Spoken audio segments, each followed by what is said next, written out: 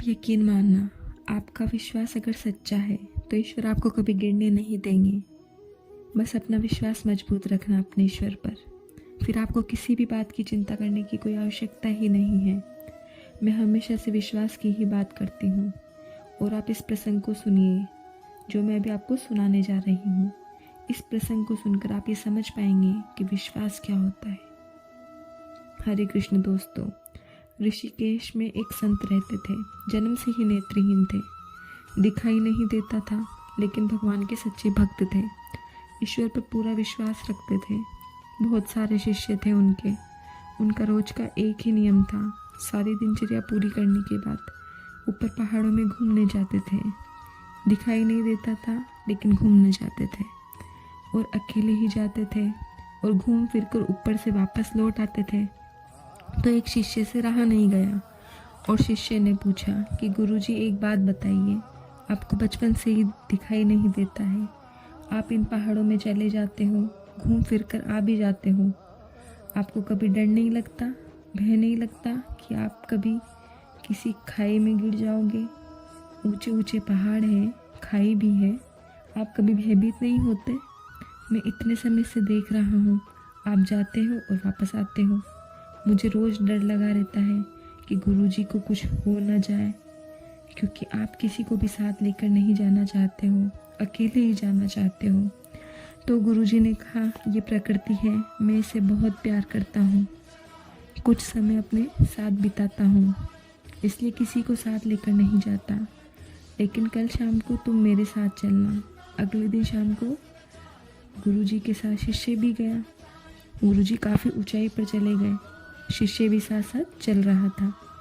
गुरुजी कहीं पर भी नहीं डगमगाए। गुरुजी ने कहा कि जब खाई आए तब मुझे बताना। तो जब खाई आने वाली थी तब शिष्य ने कहा, गुरुजी आगे खाई है। तो गुरुजी ने कहा कि अच्छा ठीक है, अब तू मुझे यहाँ से धक्का दे दे। तो शिष्य ने कहा कि गुरुजी आप कैसी बात कर रहे हो, मैं धक्का नहीं दूंगा। तो गुरुजी ने कहा, मैं कह रहा हूँ ना, मुझे यहाँ से धक्का दे दे।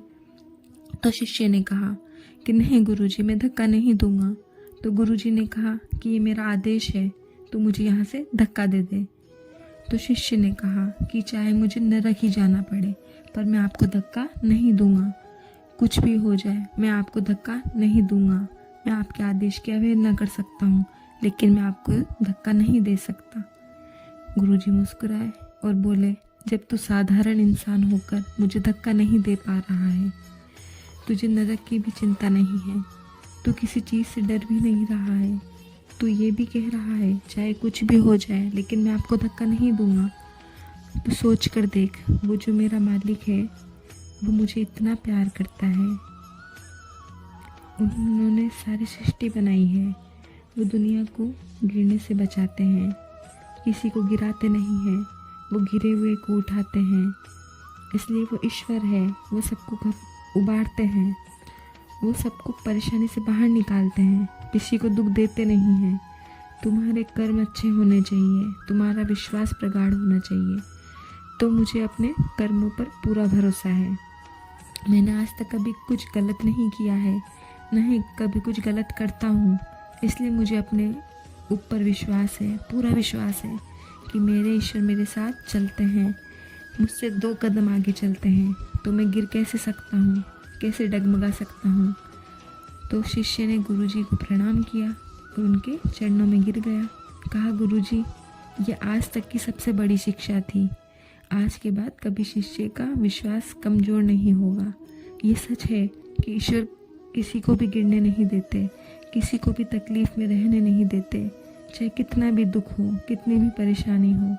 मैं सच कह रही हूँ, आप अपने विश्वास को कमज़ोर मत होने दीजिएगा। परेशानी कितनी भी बड़ी हो, छूमंतर हो जाएगी।